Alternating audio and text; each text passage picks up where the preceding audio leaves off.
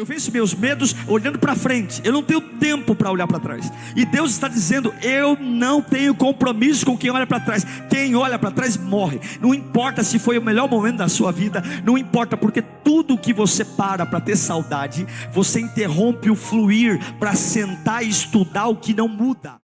Deus colocou uma palavra no meu coração hoje. Eu queria partilhar com você. Nós vamos falar sobre saudade. A saudade, que é uma das coisas mais terríveis na vida de um cristão. Do Gênesis ao Apocalipse, todas as vezes que Deus se relaciona com o homem, Ele vai tentar gerar em você um impulso. O impulso de olhar para frente. O impulso de enfrentar medos, angústias, o porvir, as surpresas, olhando para frente. A fé é um olhar para frente. A fé é não estar vendo nada aqui agora, mas eu tenho a certeza de que alguma coisa está para chegar. E não se chega a nada do passado, só se chega a algo do futuro. A fé tem tudo a ver com o futuro. Nós vamos ver um exemplo de uma mulher que Jesus usa esse exemplo para dizer que quando o Filho do Homem for revelado, vai ser exatamente como aconteceu com ela. E uma mulher que foi destruída pela saudade. Ela foi arrebentada, ela perdeu tudo. Ela não só perdeu riquezas, bens, mas essa mulher não teve nem o direito de ser sepultada quando morreu. Porque nem o seu corpo mais, de forma como nós conhecemos, carne, foi permitido ficar. Tudo por conta da saudade. E eu espero de verdade que você que está mal resolvido por conta de saudade, que o Espírito Santo toque no seu coração hoje. Amém? Abra sua Bíblia, por gentileza, em Lucas, capítulo 17. Evangelho de Lucas, capítulo 17, verso 28. Nós vamos ler do 28 ao 30. Evangelho de Lucas 17, versículo 28. Diz assim o texto: aconteceu a mesma coisa nos dias de Ló. O povo estava comendo e bebendo, comprando e vendendo, plantando e construindo. Mas no dia em que Ló saiu de Sodoma, choveu fogo e enxofre. Tudo isso caiu do céu e os destruiu a todos. Verso 30. Acontecerá exatamente assim no dia que o Filho do Homem for revelado. Agora você vai para o primeiro livro da Bíblia, vai lá para Gênesis. Jesus cita, essa passagem de Gênesis 19. Gênesis 19, 17. Nós vamos ler 4 versos aqui. Gênesis 19, 17 diz assim: assim que os tiraram da cidade, um deles disse a Ló: fuja por amor à vida, sai daqui, não olhe para trás, não pare em lugar nenhum da planície, fuja para as montanhas, ou você sai daqui, ou você será morto. Versículo 23 agora, do mesmo capítulo. Quando Ló chegou a Zoar, o sol já havia nascido sobre a terra, e então o próprio Senhor, não mandou ninguém fazer isso, o próprio Senhor fez chover do céu fogo e enxofre sobre Sodoma e Gomorra. Verso 26. Mas a mulher de Ló olhou para trás e se transformou numa coluna de sal. Senhor, fala conosco. A gente está muito feliz por ter chego até aqui, mas não tem nada para descansar, não tem nada para comemorar. A Bíblia diz que aquele que está de pé, cuide para que não caia. Amanhã começa tudo de novo. Batalhas. E se eu acho que o que eu conquistei até agora me sustenta, não, eu preciso te ouvir hoje. Eu preciso sair desse culto carregando na minha alma o que o Senhor está me alertando, o que eu tenho que fazer. Fala conosco, Senhor. Amém. O texto que lemos tem a família de Ló no foco, Mas eu preciso voltar um pouco para você entender um contexto. O primeiro deles, Ló, sobrinho de Abraão, morou muito tempo com o tio dele, Abraão. Chegou uma época em que houve muita prosperidade. Eles viviam da pecuária, viviam do cultivo de ovelhas. E chegou uma fase que os pastores, tanto de Ló como de Abraão, começaram a ter problema em espaço, porque os rebanhos ficaram muito grandes, numerosos. Abraão vê a crise instalada entre os pastores, brigando dois rebanhos para o mesmo pasto. E Abraão fala para o sobrinho, diz: olha, sobrinho, não dá mais para a gente ocupar a mesma terra, estamos grandes, nossos rebanhos estão grandes. Então, de um lado tem a campina do Jordão, está vendo ali, ó, tem água, tem pastos, e do outro lado tem o deserto. Abraão, muito confiante em Deus. Quem confia em Deus não tem pressa para chegar primeiro, porque a hora que chega Deus faz acontecer. Abraão tinha o direito de escolher primeiro, era o mais velho, era o tio, mas Abraão, todo cristão, todo homem de Deus é bem resolvido, e fala: sobrinho, escolhe primeiro. Eu tenho um deserto e tenho uma campina. É óbvio, qualquer pessoa com um pouco de inteligência, que só olha para o lado natural, vai escolher onde está verde, onde tem água. Afinal de contas, eu vivo de cuidar de ovelha. E Ló não foi diferente disso. Ele escolheu a campina do Jordão. Ele não observou quem morava lá, ele não observou nada e foi. Mas a Bíblia diz lá em Gênesis capítulo 13, versículo 13, que o povo da campina do Jordão, que é exatamente Sodoma e Gomorra, antes mesmo de Abraão e Ló terem se separado, já havia uma citação bíblica sobre aquele povo. Ora, os homens de Sodoma eram extremamente perversos e pecadores contra o Senhor. Era um povo corrompido, e Ló vai morar lá. Lá ele vai constituir família, lá ele vai colocar sua empresa, seu rebanho, no meio disso. E por conta de toda a perversidade do povo, onde é Sodoma e Gomorra? Fica muito pertinho da Jordânia, exatamente na região do Mar Morto hoje. A região do Mar Morto é mais conhecido, né, por todos nós, é a região onde se abrigava o povo, né, os sodomitas, Sodoma e Gomorra. E Ló vai morar lá, ok? Só que a perversidade é muito grande e Deus toma uma decisão. Deus toma uma decisão de exterminar os moradores de Sodoma e Gomorra. Quem estava no culto de domingo vai lembrar que eu peguei um trecho bíblico de um diálogo entre Abraão e Deus, onde Abraão fica intercedendo pelo povo de Sodoma e Gomorra, onde Deus diz: eu vou destruir todo mundo. Aí Abraão diz: Senhor, se tiver 50 justos, o Senhor vai destruir? Deus diz: não, se eu achar 50 justos, não vou destruí-lo. Aí Abraão diz: e se tiver 45? E dos 50, Abraão para nos 10, fala: Senhor, se o Senhor achar 10 justos, o Senhor desiste de destruir? Deus diz: tá bom, se eu achar 10 justos em Sodoma e Gomorra, eu não vou destruir. Deus destruiu? Destruiu. Ou seja, não haviam nem 10 justos. Só que por amor a Abraão, antes de destruir Sodoma e Gomorra, Deus manda 2 anjos até a casa de Ló, e Ló morava lá em Sodoma e Gomorra. 2 anjos, não de forma angelical, mas 2 anjos em forma corpórea. E eles vão até a casa de Ló e dizem: ó, Ló, Deus vai entrar com juízo e vai matar todo mundo, vai acabar com o povo, Deus vai destruir tudo. E há um alerta: pega a tua família e vai embora. Ló, muito lento, convida os 2 homens para passarem uma noite na casa dele. Os homens relutam, mas Ló insiste: não, fiquem aqui, passem uma noite em casa. Veja a perversidade do povo de Sodoma e Gomorra. A Bíblia diz que as pessoas viram esses 2 anjos, na verdade não imaginavam que eram anjos, pensavam que eram imigrantes, entrando na casa de Ló.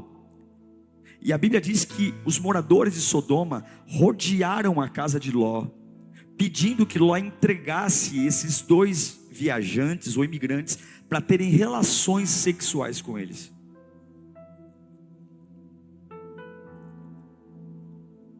Um povo dominado por sei lá o que. Eu vi uma pessoa diferente, eu vi um camarada diferente, eu quero provar. E rodearam a casa de Ló, agredindo, ameaçando, dizendo: me entregue esses 2 homens, para que nós vamos ter relações com eles, querendo eles ou não. Você começa a imaginar o porquê que Deus pensou em destruir? E Jesus vai falar lá em Lucas que a manifestação do Filho do Homem será como nos dias de Sodoma e Gomorra. Não é só porque vai cair fogo do céu, é porque o ser humano vai estar assim. O que ele vê, o que ele deseja, ele quer.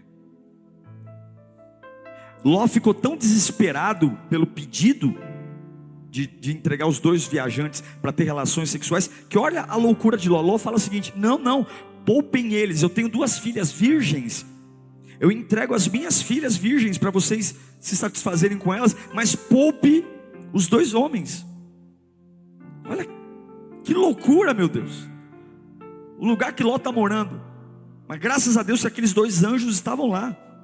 Eles saem da casa de Ló, sobrenaturalmente liberam uma cegueira, e de repente todo mundo que estava em volta da casa de Ló para prender os 2 anjos para terem relações, ficam cegos. E agora o anjo fala para Ló: Ló, depressa. Enquanto eles estão cegos, depressa, Deus não vai poupar essa cidade. Pega a tua mulher, pega as tuas filhas e sai daqui. Vai embora agora. Sai, é a tua chance. Ou você vai embora agora, ou você vai morrer junto com eles. Porque Deus não vai agir com misericórdia. Deus não quer que esse povo permaneça. Não tem, nem Deus dá jeito nesse povo. E aí Ló, a Bíblia diz que o anjo praticamente tem que pegar na mão dele, porque é difícil sair de alguns lugares, porque temos saudade. É difícil abrir mão de algumas coisas. E a Bíblia diz que Ló pega a sua família, e a ordem do anjo é: depressa, tome tua mulher, tuas 2 filhas e sai daqui. Porque ninguém vai atrasar o juízo de Deus. Ninguém vai atrasar o que Deus tem para fazer. Calma, espera um pouco. Não dá tempo, sai daqui. Não dá tempo de digerir, não dá tempo de entender, vai embora. Não dá tempo de querer explicação, sai daqui. E a família de Ló demora um pouco, e o anjo em cima. Você vai ver várias vezes o anjo insistindo: corram para salvar suas vidas, saiam, vão embora, não olhem para trás. Se vocês olharem para trás, vocês vão morrer. Sai daqui. A vida estava na capacidade de desapegar de algo. A salvação, o que define quem ia morrer e quem ia viver, é aquele que conseguia abrir mão de algo. O que ia definir quem ia sobreviver ao juízo de Deus e quem não ia sobreviver, é aquele que tem a capacidade de ouvir Deus e desapegar e sair. E aí vai Ló, ele e as 2 filhas, a esposa, saindo, correndo. Mas em um determinado momento, você sabe da história, a mulher dele, por alguma razão, ela olha para trás. Ela já está a certa distância, ela conseguiu desapegar, ela saiu da casa, saiu do país, mas algo não saiu dela. Ficou uma saudade, ficou alguma coisa, ficou alguma lembrança, ficou algum bem, ficou algum relacionamento. Alguma coisa não saiu dela. Ela saiu da cidade, mas alguma coisa não saiu dela. E isso que não saiu dela, a Bíblia diz que ela olhou para trás. Veja, não existe um consenso teológico, porque alguns acreditam que ela deu uma olhadinha assim para trás, acima do ombro, e na hora, puf, ela virou uma estátua de sal. Não existe um consenso teológico sobre isso. A ideia que se fica é que no original, esse olhar para trás tem a questão do apego, da admiração. Uma linha teológica acredita que não é esse olhar, porque Abraão e Sara, de longe, eles viram a destruição de Sodoma e Gomorra e não viraram estátua de sal. Não é só esse lance de olhar. Nós acreditamos, pelo menos eu acredito, e aqui também, se não for isso, não vai comprometer o contexto. Eu acredito que não foi só uma olhadinha para trás. Ela realmente deixou o marido, deixou as filhas e voltou para casa para buscar alguma coisa, para fazer alguma coisa. E não é que ela virou uma estátua de sal. A Bíblia diz que na hora que começou a cair enxofre, cair fogo, essa química que foi jogada do céu, cobriu ela e ela morreu. Não importa, é o que eu acredito, mas isso não fere. Não importa se ela deu uma olhadinha e virou uma estátua de sal, ou se ela realmente voltou. O que importa é que ela morreu. O que importa é que a saudade que ela nutriu matou ela. O que importa é que o saudosismo e a ideia de voltar para buscar alguma coisa A ideia de voltar e de entrar numa casa que está pegando fogo para resgatar uma televisão, para resgatar um carro. O bombeiro chegou e falou: graças a Deus eu salvei sua vida. Graças a Deus eu consegui tirar você antes da casa cair. E você fala: nossa, mas ainda dá tempo de eu pegar uma televisão, ainda dá tempo de eu tentar recuperar. Meu, não dá tempo, você já foi salvo, deixa o fogo queimar. Mas talvez nós não entraríamos numa casa pegando fogo, mas nós o tempo todo somos salvos de Deus, de um lugar, de uma área, de uma situação. Mas assim como aquele que volta para uma casa pegando fogo para resgatar um item da casa, achando que eu vou diminuir o prejuízo, você talvez quando voltar para essa casa pegando fogo, pode ficar sem o que você tem em saudade e ficar sem sua vida. Ela morreu porque ela não conseguiu abandonar algo. Ela morreu porque ela não conseguiu sair de um lugar que Deus mandou ela sair. Ela morreu porque ela não conseguiu parar de manter relações com pessoas que Deus disse: não quero você aí, não quero você falando com esse povo, não quero você morando aí, não quero. Ela morreu porque ela não conseguiu parar de ter saudade. E sabe quando é que você se protege do que está para vir? Não é com dinheiro. O que definiu quem foi protegido do juízo de Deus e quem não foi protegido foi uma coisa só: aqueles que têm capacidade de obedecer são protegidos, aqueles que não conseguem obedecer morrem. Sabe como é que você se protege? Quando você obedece. Deus mandou sair, eu saio. Deus mandou eu calar a boca, eu calo. Deus mandou eu ir, eu vou. Deus mandou, eu vou e não tenho saudade. Esse dia nunca mais foi esquecido. O que aconteceu com a mulher de Ló nunca mais foi esquecido. Tanto que Jesus compara essa tragédia com a volta dele e com o que vai acontecer com milhares de pessoas. Ele deixa claro que Deus não permite homens que caminhem com Ele, que carreguem saudade. Se você tem saudade de algo, você ainda não se converteu.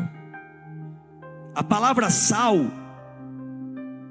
significa no original substância em pó. Quando a Bíblia diz que ela virou uma estátua de sal, não é necessariamente o sal que a gente acredita, mas algo caiu nela, enxofre, fogo, que a estrutura dela virou uma substância em pó. Nem velório deu para fazer. Talvez Ló deve ter perguntado: e o corpo da minha mulher? Que corpo, Ló? Tem uma coluna de pó lá. Se você vai até recentemente surgiu uma foto na internet dizendo que aquela estátua era a estátua da mulher de Ló. Enfim, pode até ser. Ficou um acumulado um erguer de alguma substância totalmente constituída de pó. Não é uma mulher com braço, mão, como a gente vê nas literaturas. Não, o corpo dela dissolveu. Acabou, olho, nariz, boca, ela virou pó. E é isso que a saudade está fazendo com muitas pessoas aqui. É isso que esse sentimento desgraçado, você nunca vai ver Deus atrás. É isso. E por que isso aconteceu? Deus avisou, Deus falou: eu não quero que olhe para trás. Deus falou, mandou o anjo dormiu na casa deles. Qual você acha que foi o assunto do anjo? Foi isso. O anjo pegou na mão, o anjo arrastou, porque Deus nunca vai te cobrar de algo sem te avisar. Deus nunca vai exigir uma postura sua sem antes bater um papo com você. Talvez eu não ouça, talvez eu não leve a sério, mas essa mulher, ela foi avisada. O anjo falou claramente: se você tiver saudade desse lugar, você vai morrer. Mas ela ignorou tudo. E quando a gente rejeita a salvação, a gente é como a mulher de Ló. É por isso que o apóstolo Paulo fala em Filipenses 3,13. Olha o que Paulo fala: irmãos, eu não penso que eu tenha alcançado alguma coisa, que eu sou bom, mas uma coisa eu faço, eu vivo assim. Como que Paulo vive? Esquecendo-me, eu esqueço. E ele não está falando só de coisa ruim, não. Ele está falando de tudo. Porque aqui ele não adjetiva o que é esse esquecimento. A gente só quer esquecer das coisas ruins. Esquecendo-me, e aqui ele fala de tudo, das coisas que ficaram para trás, e eu avanço para as que estão adiante. Como é que eu vivo? Ah, mas foi maravilhoso. Eu esqueço, porque o melhor está por vir. Eu esqueço. prossigo para o alvo, a fim de ganhar o prêmio do chamado celestial de Deus em Cristo Jesus. Como é que Paulo vive? Eu me desapego, eu vou para frente, eu avanço, eu creio nisso. Paulo está dizendo, eu abraço o que está para vir, eu venço minhas dores, eu venço minhas crises, eu venço meus medos olhando para frente. Eu não tenho tempo para olhar para trás. E Deus está dizendo, eu não tenho compromisso com quem olha para trás. Quem olha para trás morre. Não importa se foi o melhor momento da sua vida, não importa, porque tudo que você para ter saudade, você interrompe o fluir para sentar e estudar o que não muda. Se foi muito bom, não muda, e se foi muito ruim, não muda, e você paralisa o que está para vir, e você esquece que Deus tem algo novo todos os dias. Eu não sei para que eu estou pregando aqui, mas Deus está dizendo que não é capeta não, Ele está dizendo que não é Satanás não. O que está matando você, o que está transformando você em pó, tirando tudo que um dia você se orgulhou, é esse sentimento desgraçado de ainda tentar entender o que não muda, saudade do que aconteceu. E foi isso que desgraçou a mulher de Ló. Ló era um camarada rico, talvez ele deixou muito dinheiro para trás. Talvez tinha muito patrimônio ali em Sodoma. Talvez tinha amizades longas. Não importa. Problema seu se você tem dinheiro. Problema seu se você tem apoio da família. Problema seu se você tem uma reputação. Ou você sai sem sacola, porque a casa está pegando fogo. Ou você sai e coloca a tua mente para olhar para o que tem que olhar, ou você morre. Exatamente, quando eu penso nesse texto, o que vem na minha cabeça é uma casa pegando fogo, e todo mundo ali vibrando. Você saiu da casa, graças a Deus, tua vida está, e a pessoa está angustiada, dizendo, ai meu rádio, ai minha televisão, ai bombeiro. E o bombeiro fala, se toca meu, era para você ter morrido, cara. Televisão, você compra outra. Era para você estar pulando de alegria que você está vivo. E você está em depressão porque tua casa está pegando fogo, tua cama, teu guarda-roupa. É a mesma coisa hoje. Ei, se toca, era para você ir para o inferno. Era para você viver no inferno. Era para você estar morto hoje. Jesus tirou você de uma casa que pega fogo, e você está chateadinho, porque nessa casa que está pegando fogo tinham amizades lá, tinham práticas. Se toca, dá até vergonha de ver uma pessoa que foi livre de um incêndio, sentada na calçada chorando porque a televisão, perdeu o rádio. Nada que ficou para trás compensa a vida que Deus te deu quando te resgatou de onde você estava. E eu sinto muitos relacionamentos, as empresas, tudo isso é televisão, é rádio, e tudo isso você pode ter de novo, Deus pode te devolver, mas a vida é uma só, e Jesus resgatou, foi a sua vida. Talvez você não more na casa que queria, talvez não ganhe o salário que queria, mas você foi resgatado de uma casa que estava pegando fogo, e é motivo para você se levantar e dizer, eu estou vivo, e eu não vou ter saudade de nada. Deixa o fogo queimar, o melhor de Deus está por vir. Você não ama Jesus em data de Natal, não. Você ama Jesus quando Ele manda você sair, e você sai. Quando Ele manda você superar, e você supera. Olha esse texto, Lucas capítulo 9. Jesus conversa com dois homens. Lucas 9. Ele fala com um. Ao outro disse, siga-me. Mas o homem respondeu o que para ele? Senhor, deixa-me primeiro sepultar o meu pai. Jesus disse, deixe que os mortos sepultem os seus próprios mortos. Você, porém, vá e proclame o reino de Deus. Aí vem um outro camarada conversar com Jesus. E o outro disse, talvez ouvindo a desculpa do outro, dizendo, isso aí, que desculpa esfarrapada. O meu é rapidinho. Jesus, eu vou te seguir, viu? Mas primeiro, rapidinho, deixa eu me despedir da família. Que Jesus disse? Ninguém, rico, pobre, mas eu fui abusado, mas minha história, ninguém, não tem exceção, não tem brecha, não tem povo, ninguém que põe a mão no arado, ninguém que põe a mão no arado e olha para trás, é apto, é digno, é útil para o reino de Deus. A oração de quem olha para trás é uma oração inútil. O louvor de quem olha para trás é um louvor inútil. A conversa de quem olha para trás é uma conversa inútil. A opinião de quem olha para trás é uma opinião inútil. O sentimento, o que eu sinto quando eu olho para trás é inútil. Só é útil quem olha para frente. O primeiro diz: eu não posso, porque eu tenho que sepultar o meu pai. Não quer dizer que tinha um defunto na casa. Não, não é isso. Alguns pegam isso dizendo que não. Na tradição judaica, o filho primogênito só poderia sair de casa depois da morte do pai. Então ele está dizendo: Senhor, eu primeiro preciso sepultar o meu pai. Ou seja, meu pai primeiro precisa morrer para eu sair de casa. E quantos anos poderia demorar isso? Aí o outro dizendo: esse aí tonto. Eu não, Jesus, o meu é rapidinho. O meu eu só vou lá dar um beijo, abraço da mamãe, no papai.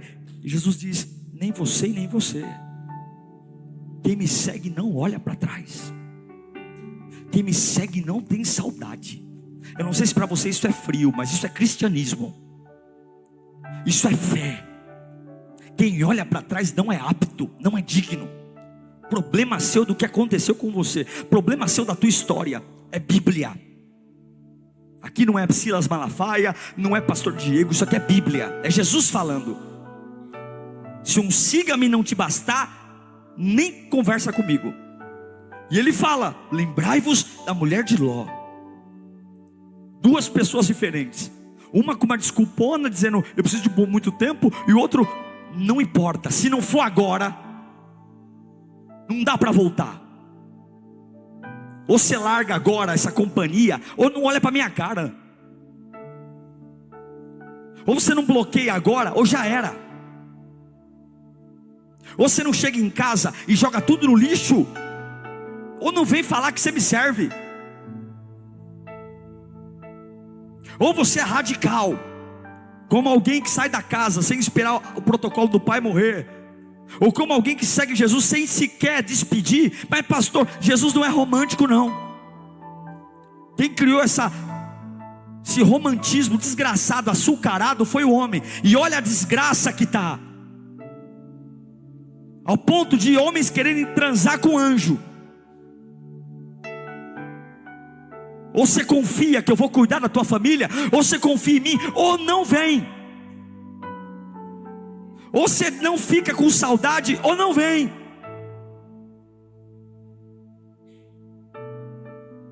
Jesus deixa claro: se envolveu comigo, você não tem mais direito de olhar para trás. Se você abriu a boca e falou que eu sou teu Deus, se você tem coragem e vergonha na cara de dizer que eu sou teu Deus, você perdeu o direito de olhar para trás. E ele vai dizer lá em Lucas, centenas de anos depois: não seja como a mulher de Ló. Não olha para trás. Não dá para hesitar. Ou você atende meu chamado agora, ou você sai agora, ou você vai ficar aí, porque eu não vou amanteigar. O problema é que a gente tem dificuldade de abrir mão das coisas. Valores, mudanças, somos chatos, criteriosos, questionadores. Tudo bom, ele não vai adiar a caída do fogo porque você tem dúvida. Ele não vai deixar de destruir Sodoma e Gomorra porque você não está decidido a confiar nele. Não está decidido? Pois morra com fogo. Porque quem tem que provar alguma coisa para Deus sou eu, não é ele provar para mim. Quem tem que provar alguma coisa que confia, sou eu que provo, não é ele provar que é meu Deus. Ele é. Se você for para o inferno, se eu for para o inferno, ele é Deus. Se eu desviar e me encher de cachaça, ele é Deus. Se eu me afundar numa overdose de cocaína, maconha, crack, sei lá o que, isso não afeta em nada quem ele é. Deus não precisa de mim. Tem um pregador famoso aí dizendo que nós somos o centro. Ah, meu Deus do céu. Nós não somos é nada. Esse evangelho de colocar o homem no centro, isso não existe. Evangelho é Ignora o que você pensa. Confie nele. E creia que se você teve uma alegria ontem, a alegria que ele tem para você amanhã é maior. E se você teve uma dor ontem, o remédio que ele tem para você amanhã é maior. Então não há razão alguma para olhar para trás. Pastor, avance. Quem põe a mão no arado não olha para trás. Rompimento. Rompimento. Olhe para mim um instante. Tem duas coisas importantes na vida de um cristão. A primeira delas é a conversão. A conversão é quando eu me afasto do mundo, subo no altar, levanto as mãos e eu me converto. Mas não é só conversão que eu preciso passar. Eu preciso passar pela conversão e pela santificação. A conversão é quando eu digo, não estou mais no mundo, ok? Sai do mundo, agora eu frequento a igreja, agora eu dizimo, eu oferto. Mas pode ser que eu seja um crente convertido, mas não um crente santificado. Porque a conversão, ela tira o cristão do mundo, mas a santificação tira o mundo do cristão. Já viu aquele ditado que fala que o povo de Deus saiu do Egito, mas o Egito não saiu do povo de Deus? Eu posso estar convertido, mas eu posso não estar santificado. Eu posso estar na igreja, mas ainda com o mundo dentro de mim, e a saudade, a vontade de voltar, de fazer as velhas coisas, e eu preciso entender. E é por isso que Lucas 17:32, Jesus vai dizer de novo, ele vai dizer, lembrem-se de quem? O que ele fala? Vamos ler juntos o 3? 1, 2, 3. O que a mulher de Ló fez? Ele está dizendo, lembra dela. Lembra do que não pode fazer. Em nenhuma hipótese, se você tem compromisso comigo, você vai olhar para trás. A ordem é, não olhe. Seu coração tem que estar desprendido das dores. Seu coração tem que estar desprendido das fases. Seu coração não pode estar preso às ofensas. Você não pode ficar sentando, não dá tempo. Não dá tempo para fazer reunião, não dá tempo. Eu preciso de você desprendido para olhar para frente, não dá tempo. Ter reuniões desnecessárias, não dá tempo.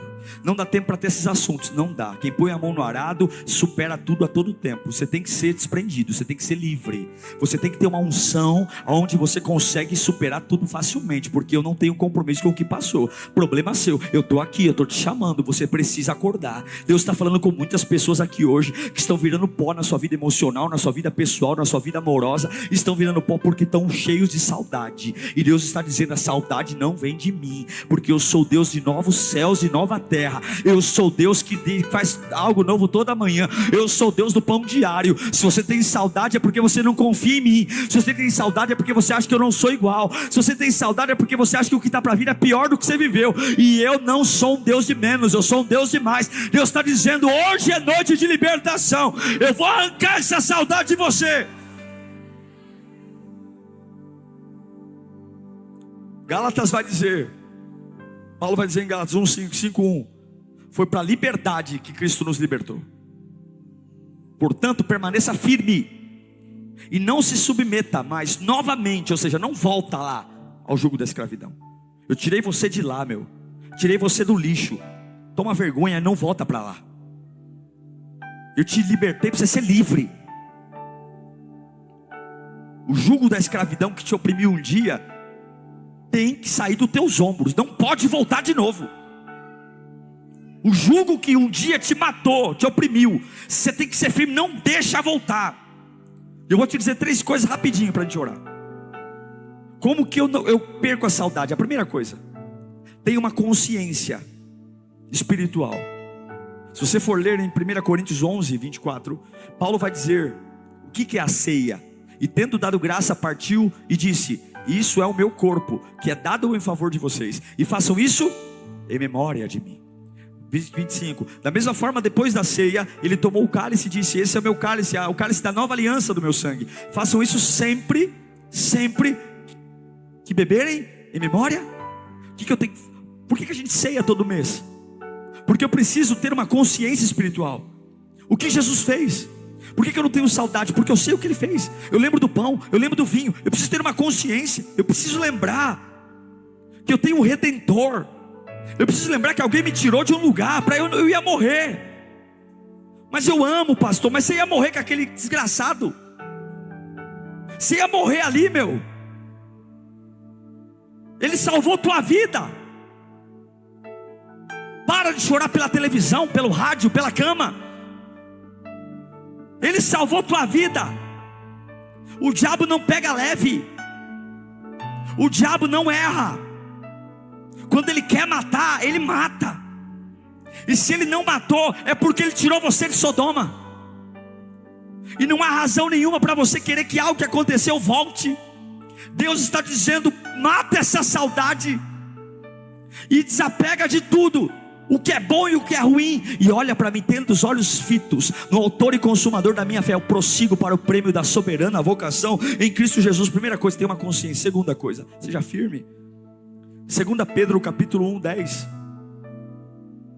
Apóstolo Pedro diz: portanto, irmãos, empenhem-se. Para de ficar chorando, dando indireta no Facebook. Para de ficar fazendo reuniãozinha sem graça para falar mal da vida dos outros. Seu sodomita, quer morrer? Empenhe-se no quê? Trabalhe para quê? Empenhe-se ainda mais para consolidar o chamado da eleição de vocês. Gasta tempo com isso, pois se agirem dessa forma, se você se empenhar para consolidar o chamado, jamais o quê? Jamais o quê? Está escrito o que aqui? Jamais o quê? Quando que eu não tropeço? Quando eu me defendo? Não, quando eu me empenho para promover o chamado. Eu paro de olhar para trás, eu vou ler a Bíblia, eu vou me santificar, eu vou me afastar das tranqueiras, eu vou mudar. E quando eu me empenho, jamais. E se assim estarão, e assim vocês estarão ricamente promovidos quando entrarem no reino de Deus. Ai, pastor, mas é difícil. O que fizeram comigo? Você está fraco na fé por culpa de alguém? Você está com saudade? Ai, foi lá atrás que eu perdi minha dracma. Pedro vai dizer em 2 Pedro 3,17. É um tapa na cara de quem terceiriza. Eu estou fraco por causa de alguém. Isso aqui é um tapa na cara. Portanto, amados, sabendo disso, guardem-se, para que não sejam levados pelo erro dos que não têm princípios morais, nem percam a sua firmeza e caiam. Você só cai porque você quer. Guardem-se, para que os outros em sua volta pequem, errem, desanimem, enfim, e você não seja influenciado. A sua fé não é influenciada por isso.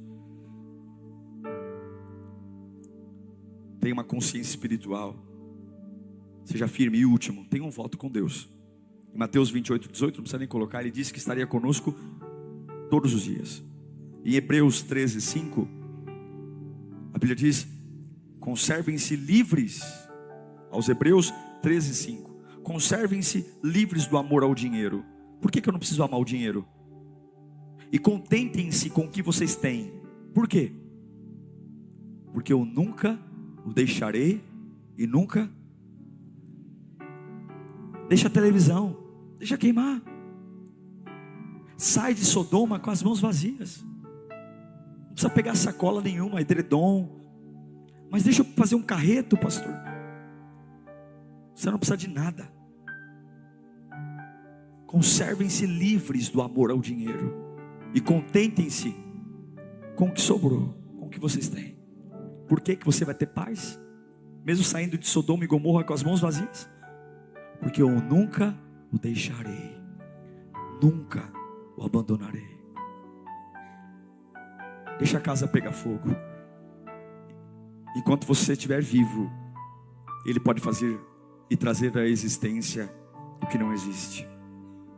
Eu concluo dizendo que quem olha para trás morre.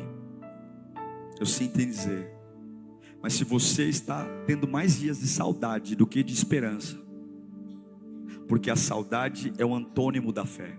A fé é uma esperança. A saudade é ontem. É o que eu tinha e não tenho mais. É o que eu vivi e não vivo mais. É impossível ter fé com saudade.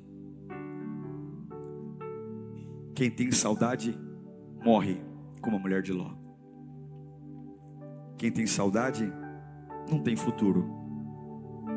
E hoje é noite que nós vamos abrir nossa boca e dizer: eu não vou olhar para trás nunca mais. Eu não vou. Eu não vou.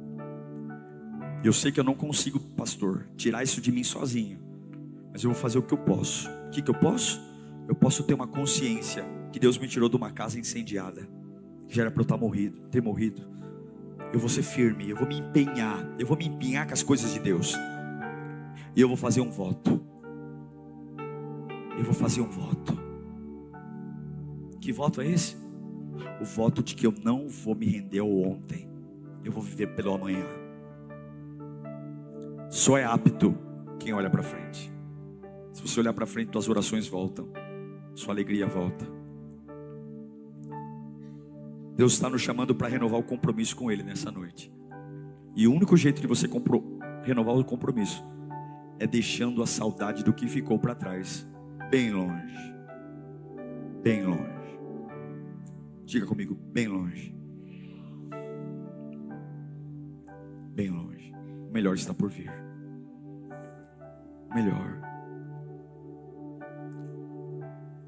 Eu sei que algumas pessoas aqui querem voltar para pegar uma sacolinha. Ou você confia em Deus, ou você vai morrer.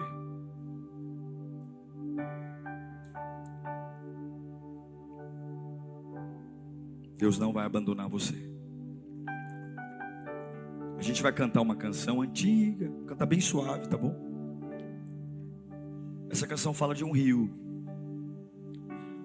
Todo rio, por relevo, ele corre para o mar, porque o mar sempre fica numa região mais baixa. A gente vai para a praia, tem que descer a serra. Então, por relevo, todo rio deságua no mar. Não tem jeito, ele vai correndo, vai descendo, que chega no mar. É uma questão lógica. É igual um ralo, tem que ter queda. A saúde de um rio, ela vem do fluxo, do movimento. Você pega o rio Tietê, ele é totalmente poluído em São Paulo. Mas você pega o fluxo dele ao longo de sua extensão, você vai encontrar áreas extremamente limpas. Porque o próprio sistema natural, o relevo, as margens, tudo isso vai limpando. Água corrente, quanto mais corrente, mais limpa. Água corrente oxigena. Se você tem aquário, você sabe, você tem que pôr no mínimo uma bombinha de oxigênio. Porque água parada fede. Água parada, ela ajunta resíduos no seu interior. Água parada mata tudo que há vida nela. Por incrível que pareça, Sodoma e Gomorra ficava na região do Mar Morto, um lugar que a salinidade é 4 vezes maior do que a do oceano. Não existe nenhuma vida no Mar Morto, é por isso que chama Mar Morto. Não tem peixe, nada sobrevive lá. Se você pegar um peixe e jogar no Mar Morto, ele não dura 1 segundo vivo. É isso que a gente quer para a nossa vida. Então, por favor, hoje é noite de você soltar a saudade e deixar o Senhor fazer algo na sua vida.